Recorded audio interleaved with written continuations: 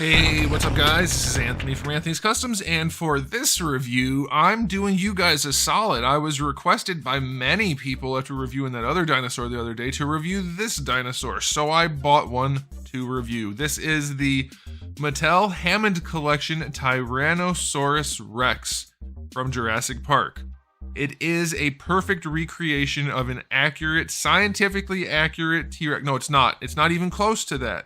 And so that's one of the reasons I wanted to review this. I had a lot of people comparing the two lines, and while there are useful comparisons to make, comparing this to that Beasts of the Thing or whatever I reviewed the other day doesn't really make sense, because this is not meant to be scientifically accurate and the other one is. So in that sense, it's not a good comparison, but in other senses, it is, and we're going to talk about that. This guy's not on a stand, but let's get things set up so I can do the actual review and take a closer look. Okay, before we look at the figure, I do want to show you my package. It is a fairly basic package, and surprisingly, most of the figure is hidden behind all this mostly useless cardboard, which is kind of weird. I thought that was strange, because I figured, like, you have to do a window anyway. It should be bigger. It's not a great displayable package. I don't mind the styling of it. I think it's weird that there are a bunch of trees underneath this, like, steel plate. Whatever, it's a strange package. I like this, I like this. I like the color scheme, but tiny window, weird looking. That's kind of cool, I guess. The back is all right. Again, a lot of wasted space. So yeah, the package is not a super displayable package. It's okay, but it's nothing to write home about as far as packaging goes. Okay, now before we go into making any comparisons, because I'm going to do that a little bit, because you guys asked for me to review this here. I'll do this, because, alright, I had the other dinosaur the other day with his hands up like this, and somebody was really upset about that, because it's not accurate to how they would actually move their hands. I'd like the way it looks better, because it looks like he's coming at you, roar, sort of thing, you know? But this is how their hands are supposed to go, I guess. And so there you go. His hands are down, and it's more accurate. Not being sarcastic, it's a thing. Just wanted to note, I like the way it looks when they're up because he looks more aggressive. Alright, as far as measurements go, this guy's better suited for reviews because he's wider than he is tall, but he's still kind of awkward. I'm just going to measure him just like this. Alright, his tail's kind of straight, he's kind of punched, but not much, so I think it's a reasonable enough stance. I think he's supposed to be 2 feet. Yeah, I think you could get 2 feet out of him. He's not exactly right now because I do have him curved. We'll say 2 feet. It's probably just a little shy of that, honestly, depending on if you're trying to stretch him all the way out or not. But we'll go with 2 feet. And then that's going to be about 11 inches in this pose. And that'll be about 28 centimeters, give or take. And you can convert the feet, because I didn't feel like checking that. Alright, so let's do a quick comparison. There he is up against Darwin. And if you wanted your Marvel Legends or something similar to ride the dinosaur, you could manage it. It's definitely doable. Okay, so let's get the nitty gritty out of the way first. This guy is a $55 figure. I got it on sale. It's on sale right now just about everywhere for $32. Okay, 32 bucks. Steal of a price if you ask me for something like this. It's well enough executed that despite its flaws, if you're even remotely interested in this, for 32 bucks, you should get it. That's my initial commentary on the pricing. Now, a lot of people were comparing the pricing of this guy at 50 bucks to this guy at 90 bucks. And I want to make a note. There are differences. This is a little bit more toy-like, a little bit more hollow plastic and that kind of thing. Not lacking in detail, though. There's plenty of texture sculpted into this guy. But it is not a scientifically accurate depiction of a T-Rex. This is supposed to be a scientifically accurate depiction of this thing. 90 bucks, a smaller company, bigger company. Obviously, this is going to cost more for what you get because they're not making a million of them. Like that. They also have probably higher costs just because it's not Mattel. So I understand the comparison in prices, but I think what most people were saying was for 90 bucks, this should be better. And for this price, it's better than it has any right to be. And that's something worth noting. Because even if you are a smaller company and you have higher prices and things like that, you have to still be in the same ballpark as these other companies in some way.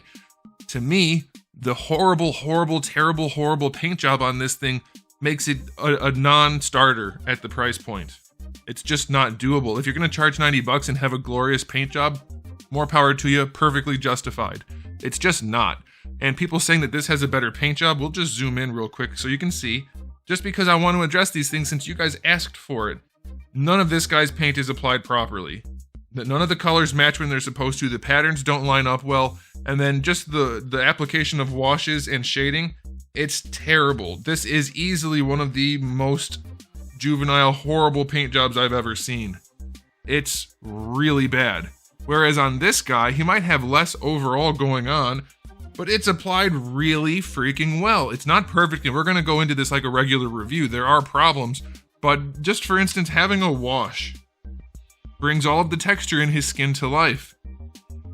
Having shading or highlights, not dry brush, it's airbrush, but it only hits the high spots, that makes him come to life. The lines, they look way more organic and natural. It's not like it's a one-to-one comparison between the two figures, but the paint application is by far better on this guy. By far. And then if you want to look at the eye, it's just a separate little detail. I don't love the way they did the eye on this guy because it's a separate piece of plastic and it's dark so you can't see it. There's an iris in there, but it's too far in there, so it's hard to spot, and it's not even going to show up on camera, but he does have what looks like an eye. An actual eye. It looks pretty dang cool if you ask me. This guy has one of the worst painted eyes I've ever seen.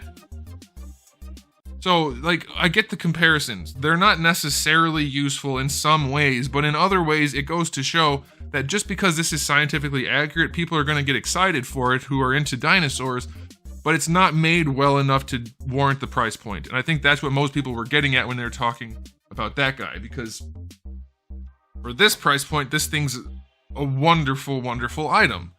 If you don't care about scientific accuracy. So that's something else you have to consider. But as of right now, you can buy 3 of this for the price of 1 of those, roughly. Alright, so let's go ahead and talk about the aesthetic. The biggest drawback I have, well, there are 2. One is in the sculpt and one is in the paint, or at least the finish. So the sculpt, I think it's pretty darn good for a stylized T-Rex. It looks awesome. His feet are damn big though. Like, I get why they did it, so that he stands easily, and that's fine. And it's not, like, if you start looking at him, you'll be like, wow, those are huge feet. But if you don't pay attention to them on purpose, they're just the feet and they kind of disappear. So it doesn't bother me that much, practically speaking. But objectively, they're freaking huge, and they could have lost at least 25%, I think, and still been a solid figure. He would have been able to stand. So that does bother me. Now, the only other thing that really bothers me is inconsistency in the finish. Most of the body looks pretty good, but this softer piece right here, not the same color for the brown or the dark. And then the head is a significantly different color too, so it could have been tied together a little bit tighter. Still, I think it looks pretty good, and once you pose it, it's going to look fine, but those problems are problems. I already talked about the niceness of the paint with the washes and the speckling and stuff. It looks pretty darn good for a toy. That's an air quote thing. They're all toys. So I don't know about that argument people were trying to make. All right, now let's go ahead and look at the head a little bit. Color mismatch notwithstanding, it's pretty darn good. Is it the best paint job ever? No, but they did hit the high spots. Can you see his iris in there? Yeah, you can kind of see it. Like, it looks good when you see it, right? They just put the iris so far back, it's kind of hard to spot. But yeah, it looks pretty darn good. And if you really wanted to, you could bring this to life on your own with some paint, but of course that's true for most figures. This guy does have a ridiculously large open mouth if you open it all the way, but I think I'd rather that than one that doesn't open. They did a good job sculpting this. It is a soft material so that it flexes. His tongue is articulated. There is a wash going on in the mouth to make it look good. And they actually did a really good job closing up all the gapping when you open the mouth. The one thing I don't care for, which we'll talk about in the articulation, is you don't really get to pose this. It's either open or closed, and it opens top and bottom both ways every time. But you can do it like this, and it still looks decent, even though these guys do get kind of folded up. So you have some options, and it closes nicely. So I think aesthetically, it's not perfect. We do have some segments in the tail, but not as many as could be. I think it looks pretty damn good. So if you're into just cool looking dinosaurs that aren't necessarily accurate but look cool, then this is a no-brainer. It's freaking great for the price point of 30 bucks especially. At 50 bucks, it's still pretty darn good. So aesthetically, I'm going to give this thing a 9. For 30 bucks, 9 out of 10. For 50 bucks, 8 out of 10. I think it's actually 55. But it looks plenty good. It's not perfect.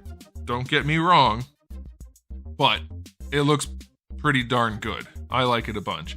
Now, as far as accessories go, you don't get any. There's no stand or anything like that for him. No alternate legs. I don't get why the other ones have that, but he doesn't come with anything. So 0 out of 10. I don't know that you really need alternate accessories for a dinosaur, but you know, you don't get that.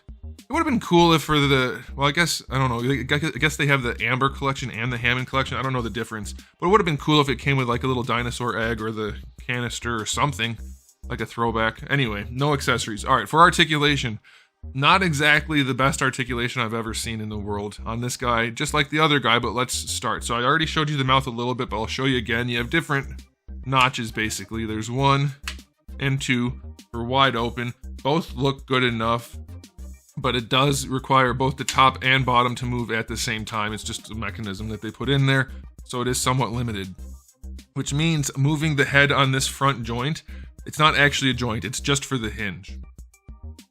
It doesn't do anything, so you have to pose the head back here, which isn't bad. It's on, feels like it could be a double, but probably a single. It doesn't look down very well. Granted, you can make the whole figure lean forward much better, but we'll get to that part. So it is still pretty limited, but it's not bad. And leaning side to side, again, it's not bad. It's plenty good, especially for the price point. I like it. This soft piece, as long as if it was correctly colored, I wouldn't mind it at all.